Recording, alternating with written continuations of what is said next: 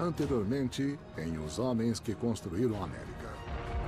Reagindo ao derramamento de sangue da Guerra Civil, os Estados Unidos se tornaram um dos países mais poderosos do planeta, impulsionados por um grupo de visionários que construiu um futuro melhor. Nada impediu Vanderbilt de ligar ao país através de ferrovias. Se eles querem guerra, eu dou guerra a eles. Rockefeller usou sua rudeza característica para iluminar casas de costa a costa. Mas e as refinarias de Pittsburgh? Feche todas elas. Cidades se expandem para cima, construídas com a força do aço de Andrew Carnegie. É impossível. Nada é impossível. E sob o controle de J.P. Morgan, a eletricidade começa a energizar o país. Vida longa, luz elétrica.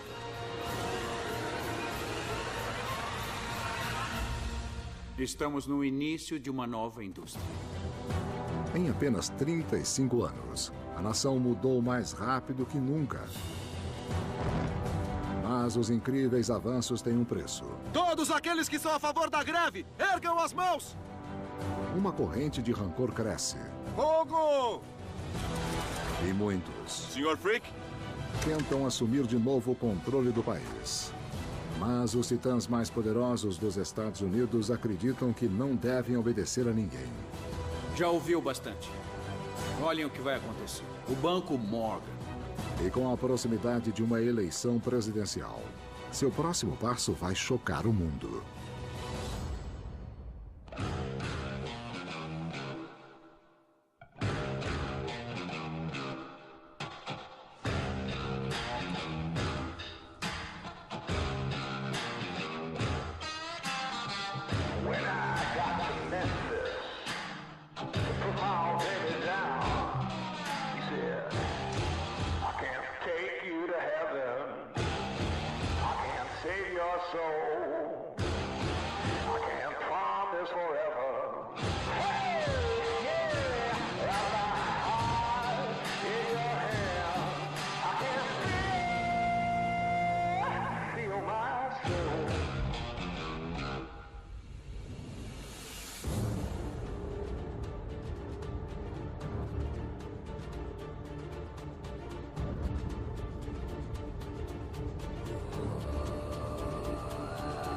Depois de herdar e expandir o império bancário de seu pai, J.P. Morgan agora é um dos homens mais poderosos da nação.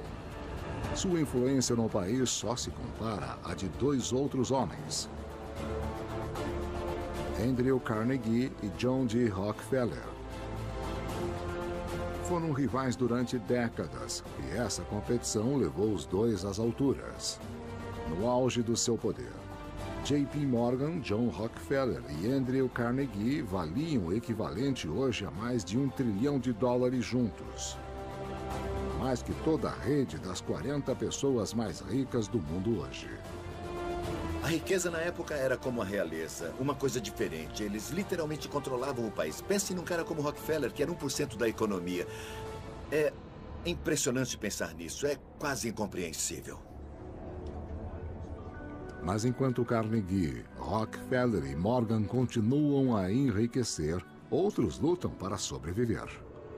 O abismo entre ricos e pobres é o maior que já se viu. Mais de 90% dos americanos sobrevive com menos de $100 ao mês, enquanto o trabalhador comum mal ganha $1 por dia, muito abaixo da linha da pobreza. As condições de trabalho nas fábricas por todo o país são quase insuportáveis. Em apenas um ano, 1 em cada 11 operários de siderúrgicas morrerão no trabalho. Quando se aproxima a eleição presidencial de 1896, os pobres americanos estão desesperados e sem esperança. Um homem vê a oportunidade de faturar com sua fúria e, com isso, se candidatar à Casa Branca. William Jennings Bryan. Bryan prega a igualdade para todos, dizendo ser a voz dos pobres e querendo brigar com a elite do país. Os grandes acúmulos de capital infringem os direitos das massas. Nenhum homem pode ganhar $1 milhão honestamente. Ele se tornou o porta-voz do homem comum. Era um grande homem do povo. E não há dúvidas de que ele tocou numa coisa vital para a maioria dos americanos que não viviam bem. Os republicanos ousam passar por cima e desacreditar todos que administram honestamente. E permitem que todos que agem errado continuem sem problemas desde que tenham dinheiro. Os monopólios, os trustes, se tornaram alvo dos democratas. Tanto que os antitrustes se tornaram uma verdadeira voz de todo mundo que não ganhava absolutamente nada das corporações. Eu vou acabar com esses trustes. Está ouvindo, Carnegie? Está ouvindo, Rockefeller? A ascensão de Bryan é a maior ameaça que os titãs já encararam. Ele promete desmantelar suas empresas e não descansar enquanto eles não estiverem presos.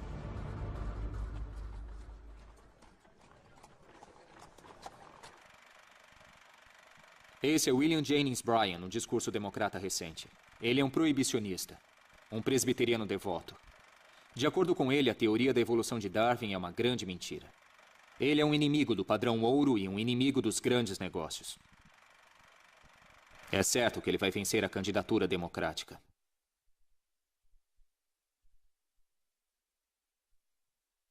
O que acham? O Partido Republicano tem um bom candidato? Não. Temos que comprar nosso próprio presidente.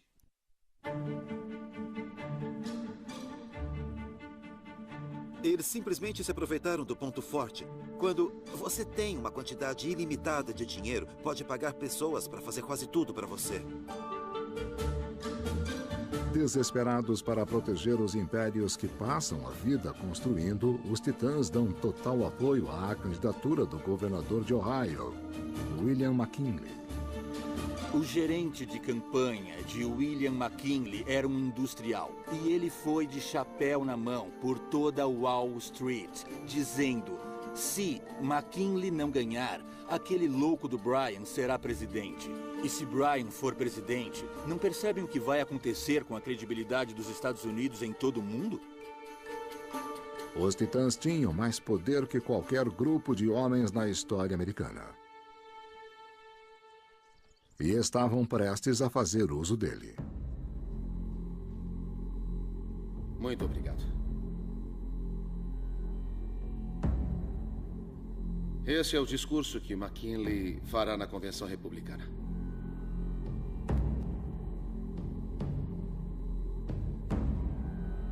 Veja se ele recebe a tempo. Entendido.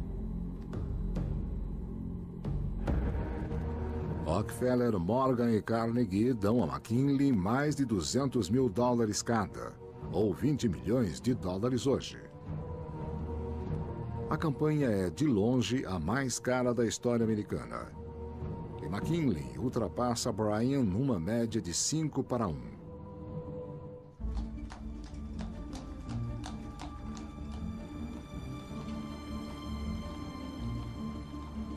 Mas eles não só financiam seu candidato. O grupo tem imensa influência e não tem vergonha de usá-la, sugerindo manchetes e orquestrando campanhas de publicidade direcionadas a eleger McKinley. Era mais fácil comprar a publicidade que você queria naquele tempo que hoje. A mídia era um mercado menor e era mais fácil dar informação aos seus jornalistas preferidos do que deve ser agora. Bryan rebate. Ele faz a primeira turnê de aparições pelo país, atravessando a nação e falando diretamente ao povo. A turnê se torna um modelo para se conduzir campanhas presidenciais até hoje. Bryan faz mais de 500 discursos a plateias imensas por todo o país. Vou colocar argolas nos narizes desses porcos. Atacando publicamente os homens mais ricos e poderosos da nação e jurando iniciar uma nova era. Enquanto a campanha de Bryan ganha força, os industriais líderes do país recorrem a táticas de medo. Muitos grandes empreendedores, muitos grandes industriais disseram que se Bryan vencesse as eleições, os negócios ficariam tão mal que simplesmente fechariam as portas. Então, se Bryan vence a eleição terça-feira, nem pense em aparecer no trabalho no dia seguinte, porque não vai haver mais emprego. Se você é operário, e isso é uma coisa que te diz respeito, você vai pensar seriamente, mesmo se estivesse pretendendo votar em Bryan. Seja como for, talvez seu coração vá na direção de Bryan, mas onde vai o seu bolso? No dia da eleição, a tensão paira no ar. É Wall Street contra Main Street. Ricos contra pobres. Uma das questões de uma sociedade em evolução é a distribuição de renda. É claro que o que discutimos até hoje é o núcleo de toda a política. É melhor a riqueza nas mãos de poucos ou distribuída entre muitos, seja de um ponto de vista moral ou econômico? 90% dos eleitores vão às urnas. Mais ou menos o dobro do comparecimento atual. Por volta de 1890, o voto era aberto. De um lado havia a urna republicana e do outro a urna democrática. Então seu chefe ou um agente do seu chefe podia ver em quem você tinha votado. Então havia uma certa coerção que era imposta pelos republicanos àqueles trabalhadores urbanos. Eles podiam decidir o que quisessem sozinhos, mas isso facilitava a sua decisão.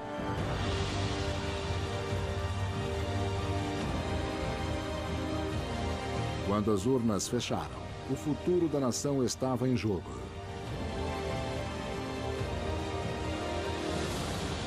Por 20 longas horas, Carnegie, Morgan e Rockefeller agonizam pelos resultados, sem saber se o país moderno que eles ajudaram a construir ainda seria o mesmo quando todos os votos fossem contados. Os Estados Unidos estão numa encruzilhada. Um pequeno grupo de homens criou o país moderno, construindo impérios inimagináveis com petróleo, aço e eletricidade. Mas agora, esses impérios estão ameaçados. Pessoas em todo o país exigem mudanças, ultrajadas com o que veem como práticas de negócios corruptas e condições insuportáveis para os trabalhadores. A eleição presidencial americana de 1896 é o campo de batalha para determinar o futuro da nação. E os titãs fizeram tudo o que puderam para que a eleição saísse como eles queriam.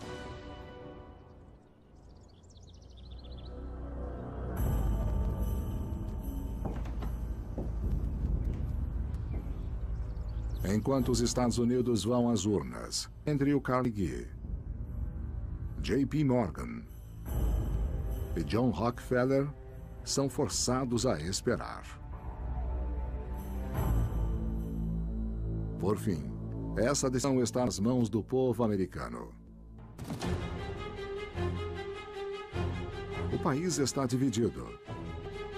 O democrata William Jennings Bryan tem o sul rural e o meio oeste, enquanto o governador de Ohio, William McKinley, tem o dinheiro do nordeste. Enquanto os resultados são apurados, a nação prende a respiração até que, finalmente, um presidente é escolhido. McKinley eleito. Rockefeller, Carnegie e Morgan escaparam dessa. O país continua sob seu controle. Com McKinley na Casa Branca, eles estão livres para fazer negócios como estão acostumados. Depois da eleição de McKinley, várias questões que incomodavam os grandes homens de negócios convenientemente acabaram. Ele era um homem que, em sua filosofia, em sua relação com a política, concordava com eles. McKinley recua na regulamentação e os lucros, mais uma vez, crescem muito.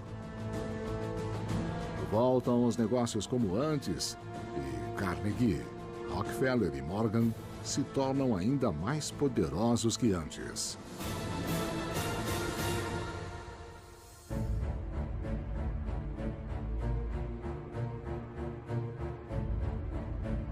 Eles venceram o inimigo em comum. E com esse objetivo atingido, sua aliança difícil começa a ruir. Rockefeller é o primeiro a se afastar. Por Rockefeller e Carnegie serem tão ricos, por eles terem tanto dinheiro, eles tinham mais dinheiro que o suficiente para reinvestir em suas próprias empresas. Então procuravam onde mais poderiam investir.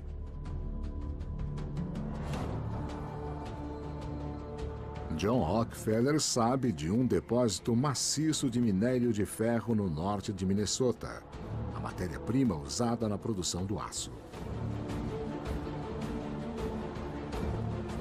Rockefeller sabe pouco sobre os negócios do aço.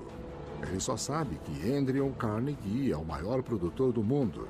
E essa é sua chance de vencer o seu antigo rival em seu próprio jogo. Se você está numa empresa bem comandada, competindo com outras empresas bem comandadas, tem que ter ideias para vencê-las, ultrapassá-las. Você tem que pensar no que pode fazer e agir logo. Não é uma coisa tão complicada.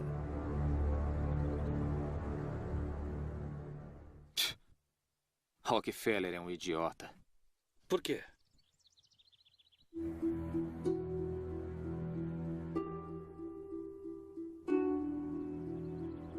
Devemos nos preocupar? Não. Pode-se comprar minério de ferro em qualquer lugar. E o minério das minas Mesabi é como pó, ele entope as caldeiras. Nenhum produtor com a cabeça no lugar compraria.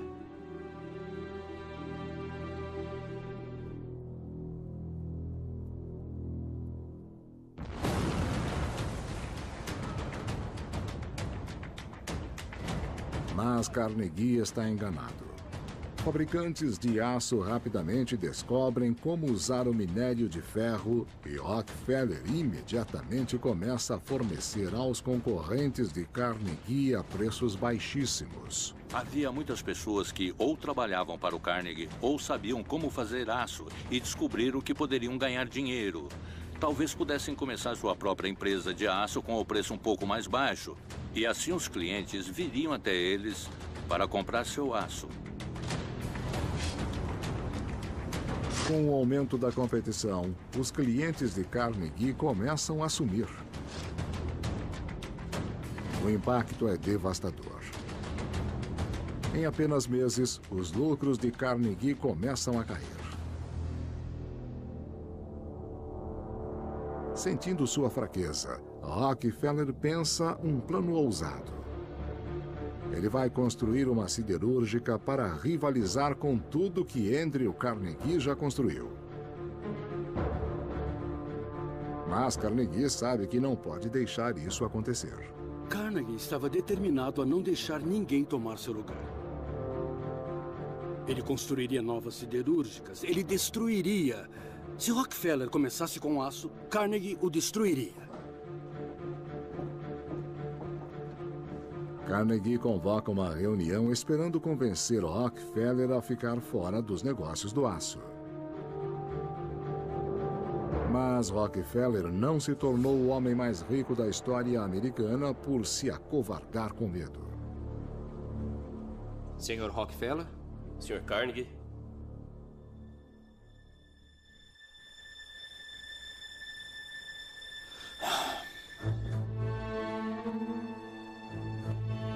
Você não quer negociar comigo? Eu sou um grande negociador. Sei intimidar as pessoas. Eu entendo disso. Eu entendo e sei porquê. E não quero intimidar ninguém. A não ser que tente me fazer mal. Aí eu faço mal também. Sua rivalidade durou décadas. Mas agora, pela primeira vez, Carnegie e Rockefeller se enfrentam diretamente. As negociações duram meses e nenhum dos dois quer recuar. Negociar é uma grande arte. É uma arte. E um grande negociador é como um grande cirurgião. Eles são muito, muito raros. Você não vê com frequência. Rockefeller já fez uma fortuna com o petróleo. Seu investimento em aço é só uma pequena parte de seu portfólio. Você tem que estar pronto para pular fora. Tem que estar pronto para pular fora. E pessoas que não pulam fora de um negócio, pelo que já vi, acabam fazendo maus negócios. Carnegie sabe que tem pouca escolha. Para continuar no topo, ele precisa fazer o que for preciso para manter Rockefeller longe do aço. Eu vou comprar tudo que sair de suas minas. Em troca, você renuncia à decisão de construir uma siderúrgica.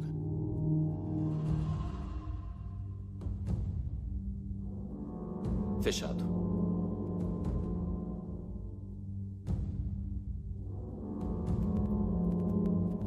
Os dois sabiam que em algum ponto teriam que chegar a um acordo em que nenhum dos dois teria tudo o que queria, mas nenhum seria destruído por ele. Rockefeller e Carnegie, no fim, eram inteligentes o suficiente para saberem que eram grandes. Grandes demais para iniciarem uma batalha. O acordo é um dos mais satisfatórios da carreira de Rockefeller. Ele forçou seu maior rival a entregar uma fortuna em troca de um minério de ferro que ele nunca teve muito interesse em possuir.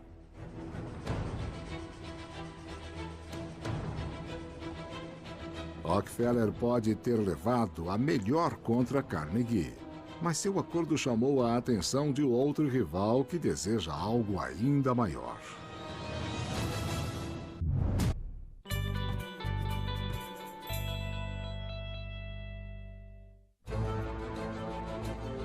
Os Estados Unidos expandiram mais nas últimas 3 décadas que qualquer país na Terra. Cobrindo toda a largura do continente, sua prosperidade é construída com o petróleo, aço e eletricidade.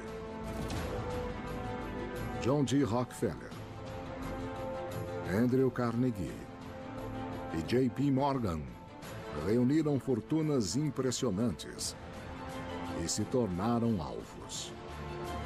Mas depois de se unirem para colocar seu homem na Casa Branca, eles estavam livres para fazerem o que quisessem. Todo líder de grande negócio que conheci, além de ser muito inteligente, muito motivado, ele tem esse... Por que não eu? Dane-se, eu mereço, vamos lá. E se você não tem isso, não pode chegar a ser grande.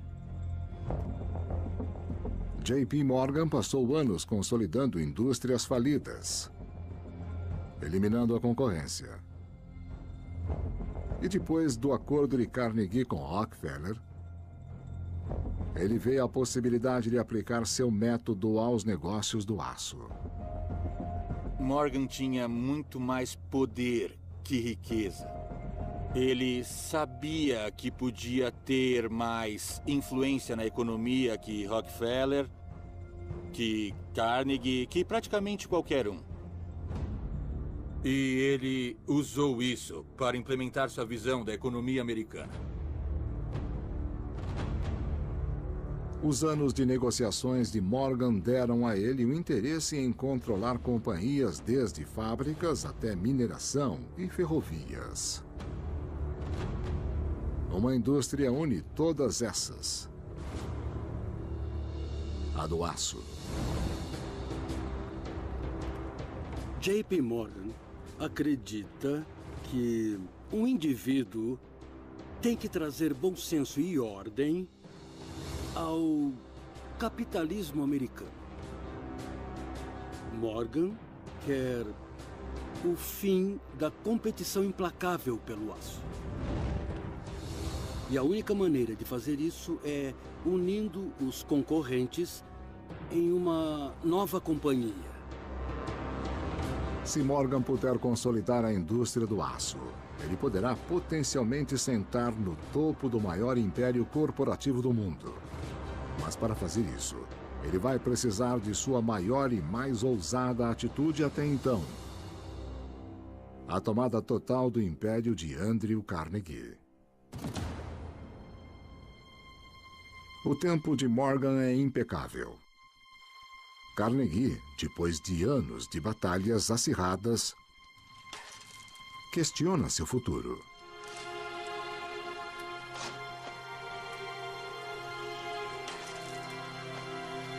Carnegie sabia que enquanto quisesse, poderia continuar a reinar supremo no aço. Ele não sabia se queria continuar brigando pelo resto de sua vida.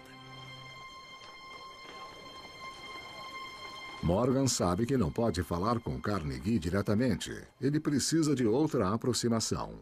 Então marca uma reunião com o braço direito de Carnegie, Charles Schwab.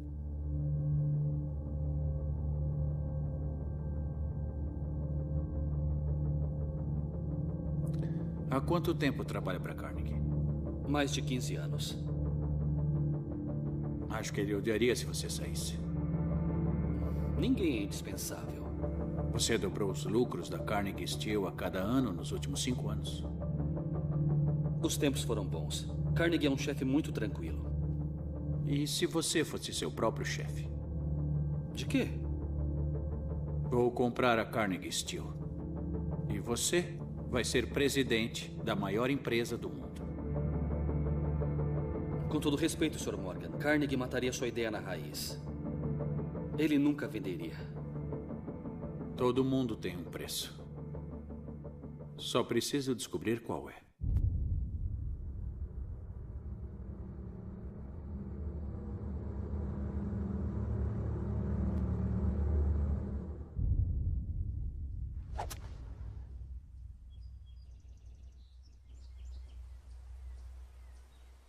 Charles, sabia que o jogo de golfe foi inventado na Escócia? Não sabia. E quando você volta à Escócia, eles o tratam como um rei?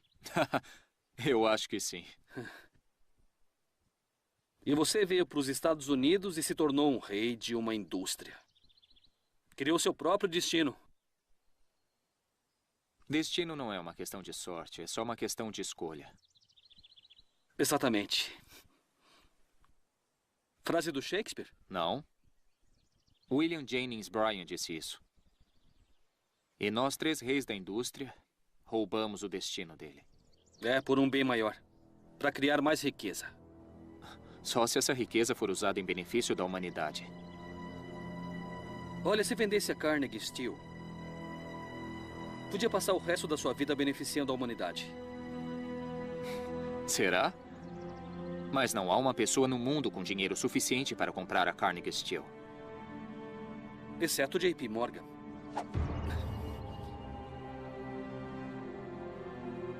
Imagine que o Morgan quisesse comprar. Qual seria o preço?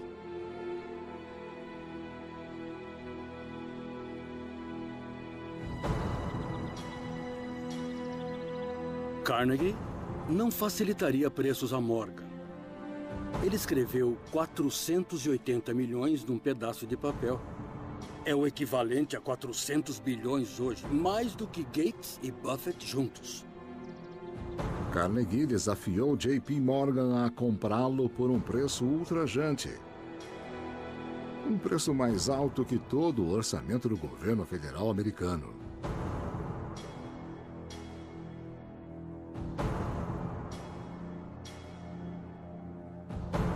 Eu tenho um preço.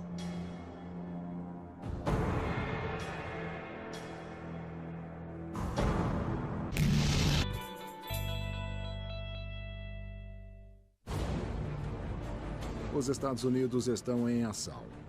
Depois de décadas de crescimento sem precedentes, o país emerge como uma das potências industriais líderes no mundo.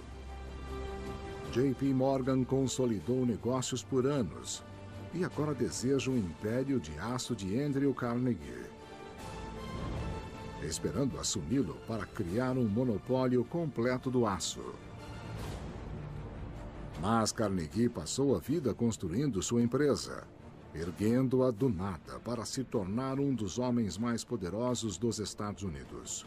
Convencê-lo a vender vai exigir uma quantia astronômica em dinheiro.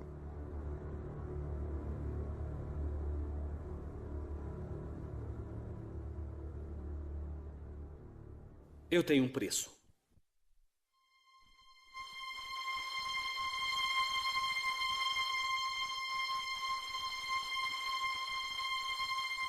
Chame o Carnegie até aqui. Me diga que a resposta é sim.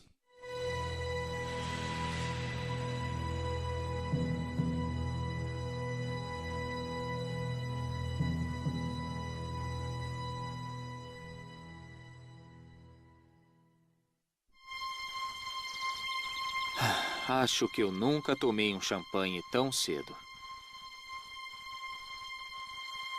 Parabéns, Carnegie. Você agora é o homem mais rico do mundo. Se tivesse pedido 100 milhões a mais, você aceitaria a proposta, Morgan? Adeus, Carnegie.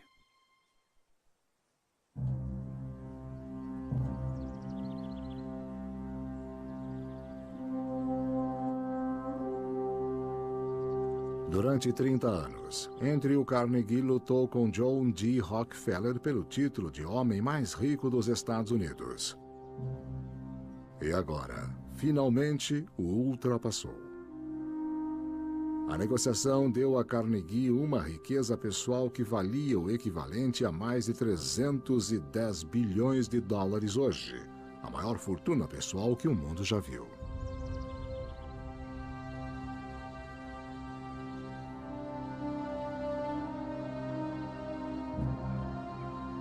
Inicialmente, há uma tristeza enorme. Ele não pode acreditar que não tem mais relação com as siderúrgicas de Pittsburgh, que não há mais a Carnegie Steel. E acho que é difícil para ele se acostumar com isso. Se alguém aceita o preço muito rápido, você pensa que podia cobrar mais. Mas eu não gosto de olhar para trás. Sou uma pessoa que pensa para frente e penso muito positivo. As transações que eu fiz ou que eu não fiz raramente me fazem sentir remorso depois. Gosto de ir em frente.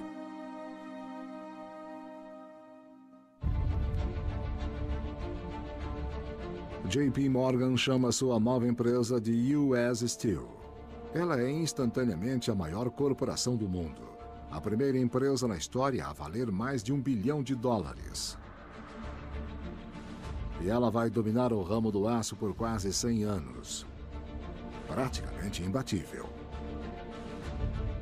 Mas a criação da US Steel só foi possível nessa nova era de monopólios, uma era que Morgan ajudou a criar quando ele e seus rivais colocaram um presidente na Casa Branca.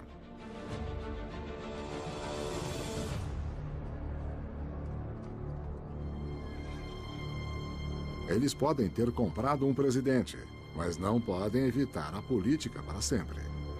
Seu poder indiscutível sobre as maiores indústrias do país chama a atenção de um político emergente, Theodore Roosevelt.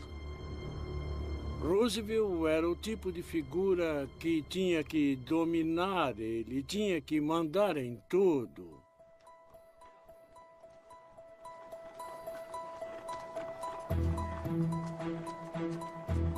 Roosevelt era de uma família rica de Nova York e podia se tornar um homem de negócios como Carnegie ou Rockefeller, mas tomou um caminho diferente, trocando uma carreira nos negócios pela política. Mas o jovem Roosevelt tinha um problema de imagem. Suas roupas modernas e os trejeitos de alta classe o tornaram alvo de deboche. Ele sofreu muito para refazer sua imagem, posando de caçador das Black Bands num estúdio fotográfico de Nova York, com uma faca de caça de $500 em prata da Tiffany's. A imagem ajuda Roosevelt a passar de aristocrata rico de Nova York a homem do povo. E quando se alista no exército, a imagem que construiu passa a ser real. Roosevelt se tornou um herói durante a Guerra Hispano-Americana. E o líder republicano no estado de Nova York disse a ele: "Você é meu garoto." Deu a candidatura republicana a ele e, por seu heroísmo, ele se tornou governador de Nova York. Roosevelt rapidamente demonstrou uma independência. Ele não podia ser manipulado jamais. Roosevelt, o amigo dos trabalhadores. Como governador de Nova York, Roosevelt aprova uma lei cortando os abusos dos grandes negócios. Seus maiores alvos são os monopólios mais poderosos da nação e os homens por trás deles. Mas Rockefeller e Morgan sabem que não podem comprar Roosevelt. Então tentam enfraquecê-lo o máximo possível. Uma maneira de impedir que Roosevelt se tornasse uma figura maior em nível nacional era torná-lo vice-presidente, porque o vice-presidente não tinha muito o que fazer. O novo ano eleitoral é uma repetição de 1896. McKinley contra William Jennings Bryan. Através de uma série de acordos, alguns dos homens mais ricos e poderosos convencem McKinley a colocar Roosevelt no governo. A vice-presidência naqueles dias era um lugar onde as pessoas iam para desaparecer. Elas se tornavam vice e nunca mais se ouvia falar. Era quase como o programa de proteção à testemunha atual. Vitória esmagadora para o governo. McKinley é reeleito com uma margem confortável. E Roosevelt é empossado como vice-presidente. Com seu homem na Casa Branca e sua ameaça numa posição sem poder. Rockefeller e Morgan acham que protegeram seus impérios. Mas seu plano inteligente pode dar errado.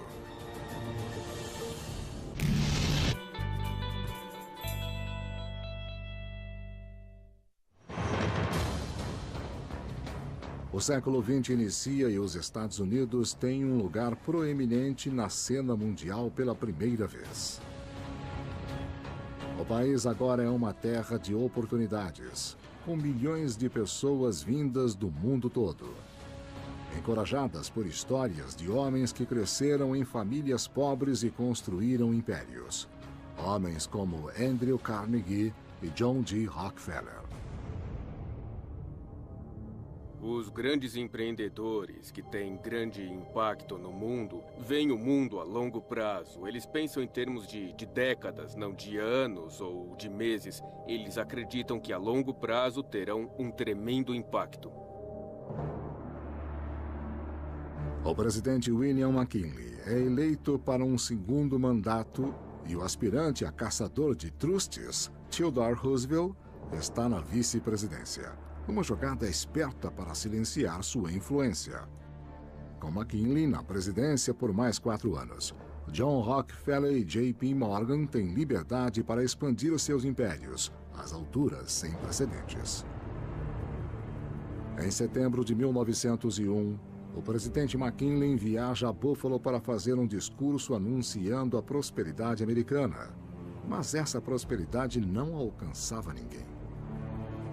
Muitos ainda lutavam para sobreviver e estavam cansados das relações próximas de McKinley com os grandes negócios.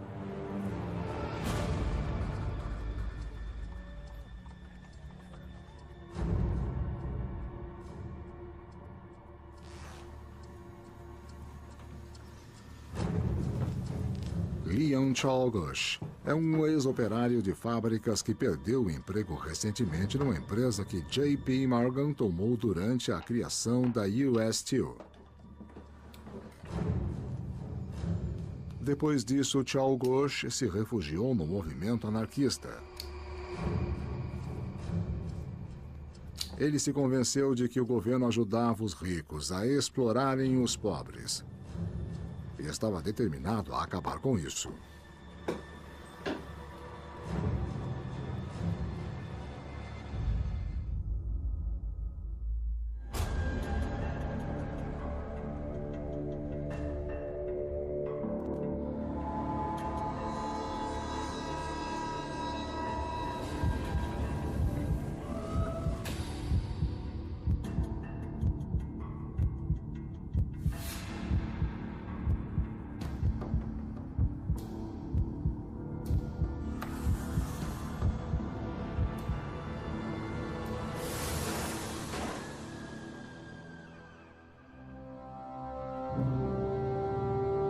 Oito dias depois dos tiros, William McKinley não resiste aos ferimentos.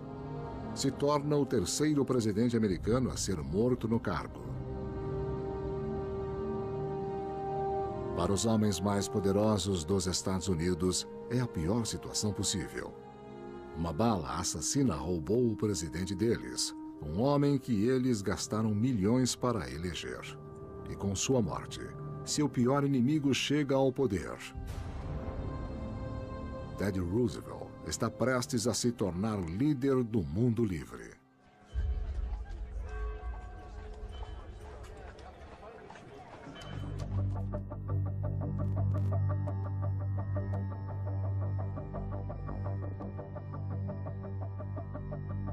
Sr. Roosevelt, muito prazer em conhecê-lo, senhor. O plano de enterrar Roosevelt na vice-presidência deu completamente errado, porque quem poderia prever o que aconteceria e que aconteceria tão rápido depois da eleição em 1900? Theodore Roosevelt, erga a mão direita. Você, Theodore Roosevelt, jura solenemente que vai executar fielmente o cargo de presidente dos Estados Unidos e usar toda a sua capacidade para preservar, proteger e defender a Constituição dos Estados Unidos? Sim, eu juro. Agora, vamos começar. Roosevelt insistia que grandes capitalistas reconhecessem que eram meros capitalistas e que os eleitos oficialmente no país eram aqueles que o povo escolheu. Ninguém elegeu JP Morgan para nada. Ninguém elegeu John Rockefeller para nada.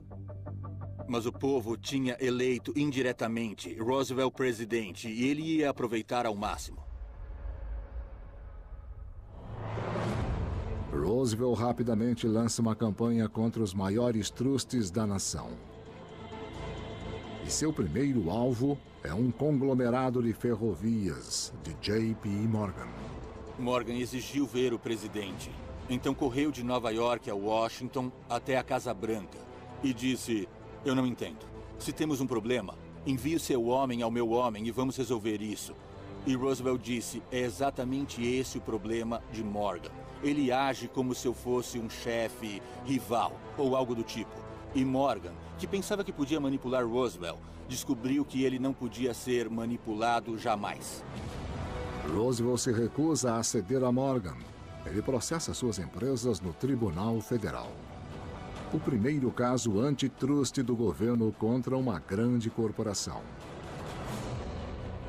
Roosevelt consegue vencer e o monopólio ferroviário de Morgan é quebrado. É um revés impressionante para JP Morgan, que ele vai remoer durante anos. E é um sinal das coisas que virão para seus colegas titãs. Roosevelt é eleito para um segundo mandato e durante sua administração ele processa dezenas de trustes. É momento de grandes mudanças para o país. JP Morgan, John Rockefeller e Andrew Carnegie de repente se veem como membros de uma velha guarda. Titãs envelhecidos forçados a defender seus impérios decadentes. Mas enquanto outros monopólios caem, um alvo se recusa a ceder. A Standard Oil de John D. Rockefeller consegue não quebrar depois de vários mandatos. Mas ele não vai poder se esconder para sempre.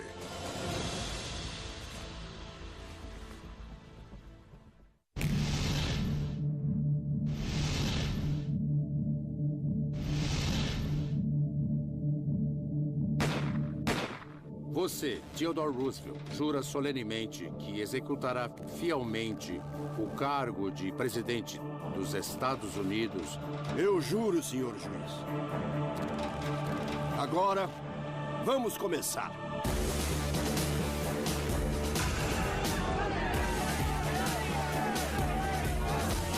Os Estados Unidos contra a Standard Oil.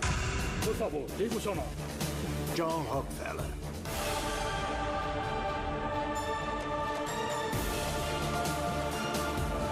Conseguiu se posicionar como uma antítese aos Rockefeller e aos Carnegie. Ford literalmente mudou a forma como nós conduzimos os nossos negócios.